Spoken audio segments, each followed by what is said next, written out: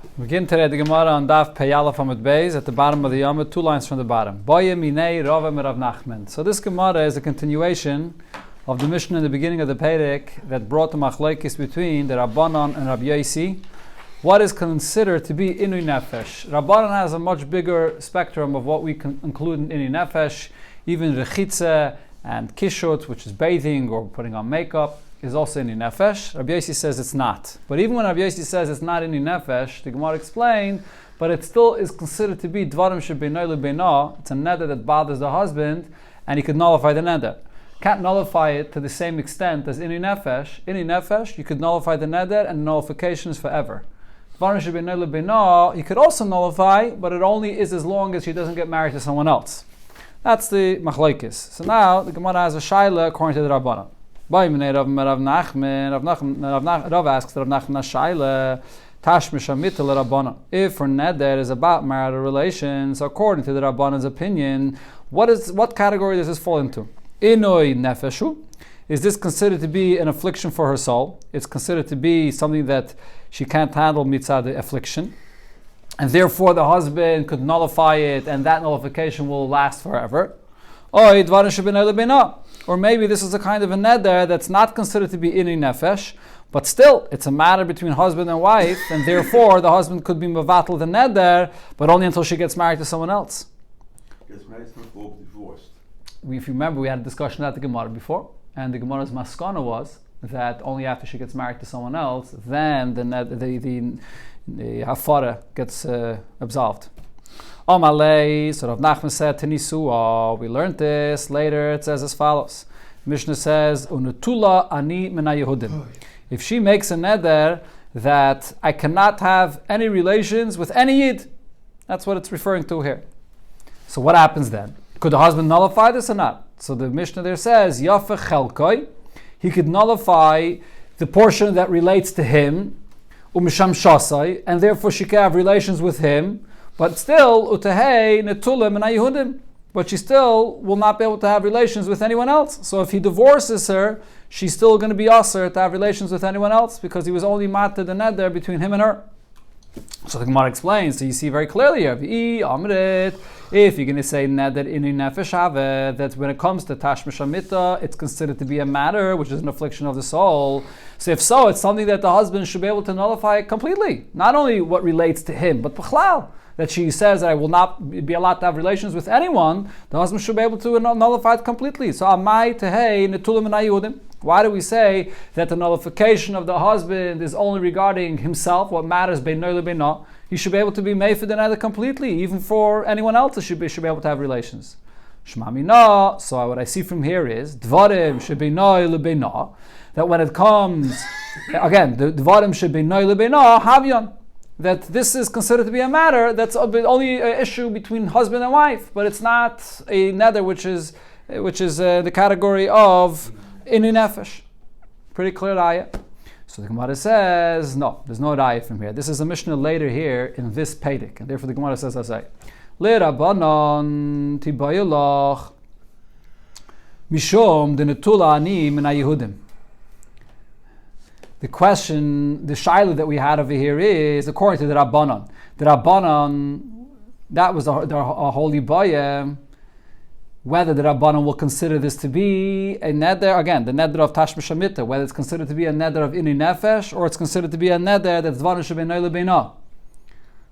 So the Gemara answers and says, no, according to the Rabbanan, you still have this ibayah. Because you see over here that this Mishnah says, Netulah ani mina Yehudim, Rabbi Yosi katani la. I'm not sure again how you read this line in the Gemara over here. L'Rabbanan tibayolach. Okay, this is how you read it. L'Rabbanan tibayolach. According to the Rabbanan, you actually could still have an ibayah. This doesn't answer us according to the Rabbanan. Why? Mishum de Netulah ani mina Yehudim. That Mishnah you just brought me a raya from, Rabbi Yosi katani la. That Mishnah goes according to Rabbi Yosi. Rav Hona said, Kulei Pirkin Rabbi Yosi. The entire Perik, all the Mishnayos of this last Perik of Masechta Nedarim is Rabbi Yosi. How do we know? Mimai, Kivin Diktani. So now the Gemara goes back to the first Mishnah of the Perik, where it quotes Rabbi Yosi's opinion. What does it say there? So it starts off saying, Rabbi Yosi Omer Ein Elu Nidrei Inui Nefesh. that those things that the Tanakama said on Nidre Ini Nefesh, which was bathing or makeup, Rabbi Yossi says no, they are not Nidre Ini Nefesh. Now, if you look at that Mishnah, we learned it, at the end of that Mishnah it says again, Divrei Rabbi Yossi, Lama lei su lemisni harei zeh yafer Divrei Rabbi Yossi. The Mishnah afterwards continues and says more details, and it finishes off again, this is Rabbi Yossi speaking. Why is it saying again this is Rabbi Yossi? It just started off saying over there in the Mishnah that Rabbi Yossi says, Rabbi Yossi Omer. It says twice the name Rabbi Yossi here. You know why the Mishnah says that? Shma mino, from here I see it's saying again Rabbi Yossi that Mekan ve'elech Rabbi Yossi. That from here going forward this is all the words of Rabbi Yossi. That's why the Mishnah is saying again Divrei Rabbi Yossi. Okay, so therefore what's the Gemara saying? If this entire Perek is Rabbi Yossi, then for sure, according to Rabbi Yossi, we could say that Tashmish Hamita is not considered to be a neder of Inui Nefesh. Just like we saw before, Rabbi Yossi has a higher standard. What's considered to be Inui Nefesh? So marital relations is not considered to be Inui Nefesh. The Ibaya of Rav to Rav Nachman was according to the Rabbanan. Rabbanan that say that things like Rechitze or Kishut is considered to be Inui Nefesh, maybe Tashmish Hamita is also considered to be Inui Nefesh. So according to the Rabbanan, the Gemara says, Tibayalach, that still remains a Shaila. Okay, the Gemara does not answer this. The Gemara brings now another statement over here about the Sinyan. Amar Shmuel Mishmei de Levi. Shmuel said in the name of Levi, Kol Nedarim Baal Meifil Ishtoi. All Nedarim a husband could nullify for his wife, and these are the Nedarim that the wife is saying things that are going to be an Inui Nefesh for her. Chutz Menana Osi Al Pliny. But so that's except if she makes a neder and says that Pliny can't have anah from me. That's not considered Inui Nefesh for her. It's an Inui Nefesh for that person, that he won't be able to have anah from her. Shein Mefer, so the husband cannot nullify this neder. Aval anoas Pliny olai, if she says that this person, I will not have anah from this one person, Mefer. That's considered to be Inui Nefesh, and the husband could nullify this. So the chiddush here is, even though it's only a neder from one person, she could have anah from anybody else, only from one person, but from that one person, she can't have anah at all. That's considered to be Inui Nefesh, and the husband could nullify this. That's the chiddush of Shmuel. So the Gemara asks on this from a few of the things that it said in our Mishnah. Even though it's not Beino Beino. Right, it's not Beino Beino. It's just a hana that she will not be able to have from that person. It's considered to be Inui Nefesh. Back to Gemara, Tnan, what did we learn in the Mishnah? Peiros. So before the Gemara here brings the middle, but the first case of our Mishnah was a woman that says that she makes a neder not to have anah from any peiros in the world. That's definitely Inui Nefesh. She can't eat any peiros. That's the reisha. Then the Mishnah says peiros medina zualai. If she says I cannot have anah, my neder is not to have anah from the peiros of this country, so yavilah me medina acheres. He can bring a peiros from a different country, so it's not considered to be a neder of Inui Nefesh. So this is a question of what Shmuel just said. If Shmuel said if she makes a neder from one person, she can't have enough from that person, it's Inui Nefesh, for sure if she's making a neder not to eat the peiros from one country, it should also be considered to be Inui Nefesh. So the Mishnah says it's not. Rav Yosef there is, Rav Yosef says, you have to add something to the Mishnah. The Ka'amra, in the Mishnah the case is that she said Shetavi, or there's other Rishonim here that add, the Girsa Shetavi Atta. She said, the peiros of this country that you will bring me, that's what I will not have anah from. So she's saying, I could have anah from any peiros of the world. I could even have anah from those peiros of this country. The peiros of this country that you will bring me, that's what I won't have anah from. So that's not Inui Nefesh. Because even from that country, she could have anah from it. What? No, it's not considered to be Beino Beino. She could eat any peiros, and it's not going to bring any separation between the husband and the wife. He can't deliver her these peiros from this country. This husband, her husband that is, could bring a peiros from any other country. That Anavir explains. Sai benegay to this country that she said she won't eat peiros from it, she could eat peiros from that country, as long as the husband doesn't bring it. If someone else brings it from another country, she could eat any of the peiros from that country. Right? So therefore, there's no Inui Nefesh here. Whereas in the Reisha, that I just mentioned a moment ago, what does it say in the Reisha? That if she said that she's making a neder not to eat any peiros of the world, even if we're going to say that now what that means is, if we're saying that the Sefer is speaking about peiros that the husband brings. So in the Reisha as well, when she made a neder that she's not going to eat from any peiros of the world, it also means only the peiros that the husband brings, Shetavi Ato. But that, the Mishnah says, is considered to be a neder of ini nefesh. She can eat the peiros of the world as long as someone else brings it. But if the husband brings it, she can't. No matter from where in the world the husband will bring peiros, she won't be able to eat. So it comes out that from the husband, she could never eat the peiros in the world. So therefore, this is exactly what Shmuel said. Shmuel said, as long as you make a neder from one person, it's called ini nefesh. That's what the Reish is saying. She makes a neder, I'm not going to eat from the peiros of the world, even if it's only that the husband will bring it to me, but from the husband I can't eat any peiros. Then the next case of the Mishnah is, the way the Gemara is explaining now, she says, I'm not going to eat peiros from this country, only if you bring it. So that means she could really eat peiros from that country, if someone else brings it, and she could even eat peiros from her husband, as long as the husband brings it from a different place, not from this country. That's why it's not ini nefesh. How does not all b'nei B'nei lebina is something that will bring a distance between the husband and the wife. He can't bring a peiros from this country, but he can bring a peiros from a different country. And the Rishas can't bring peiros from any country, right? In the Reisha, when he can't bring peiros from any country, there it's not only an issue of b'nei lebina. Over there, he can't have a na from any of the peiros of the world that her husband will bring her. So that's similar to what Shmuel said, that I'm not going to have any na from a person, from Pliny. The Gemara now goes through the same thing regarding the next case that the Mishnah said. So Tashama, what's the next case in the Mishnah? She said, peiros chen v'nizel like. Her neder is not to eat from the peiros of this storekeeper. Ein yochel lahafer. So this is a neder the husband cannot nullify because she's not eating from this storekeeper, but she could eat from another store.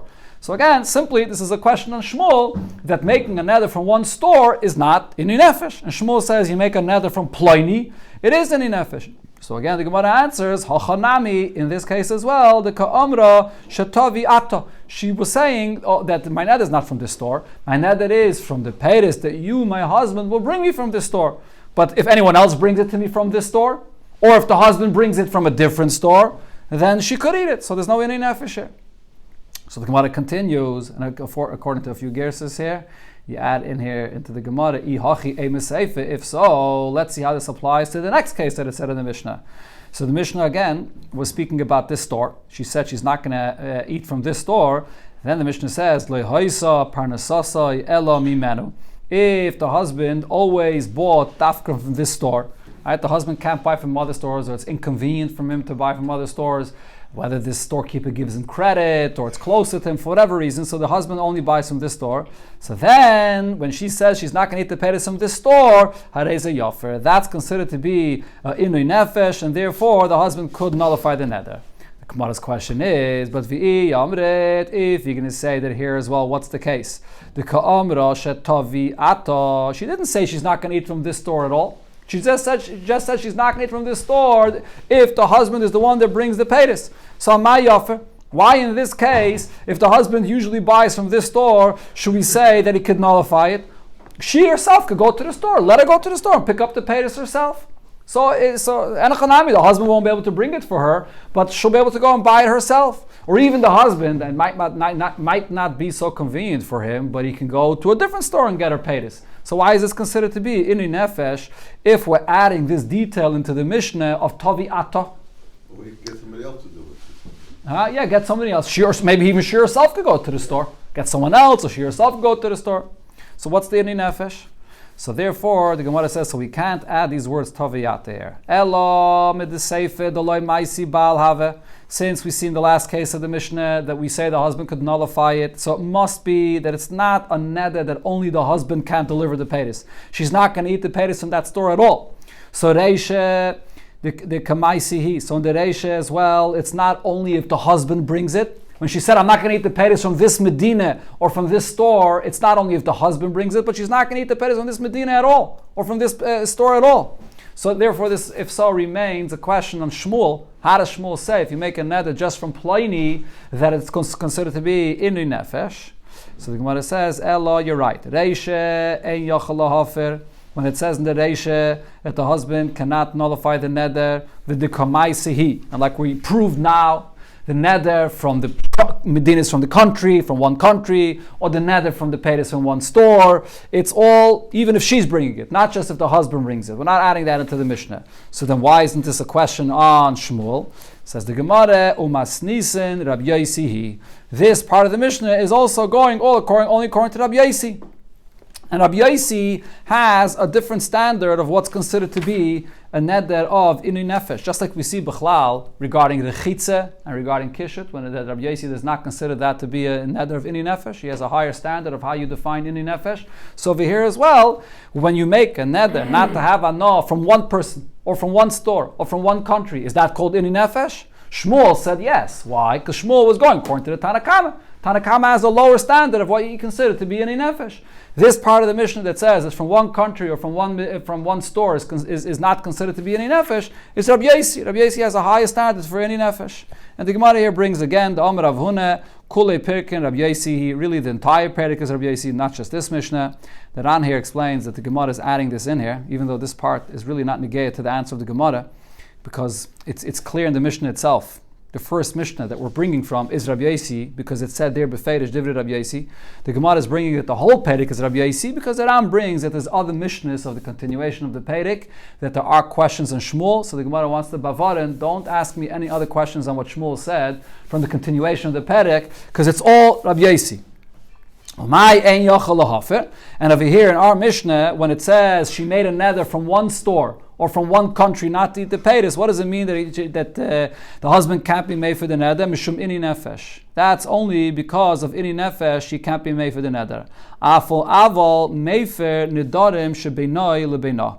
But nevertheless, this is considered to be a matter of a neder that will bother the husband. It is a matter that comes between the husband and wife. The fact that she's not going to eat the peiros that is from this country or from this store, that is considered to be a neder that's beinoi lebeinah. It's something that bothers the husband. So enochanami, it's not on the level of ini nefesh that the husband could nullify forever, but it's still considered to be nedarim shebeinoi lebeinah.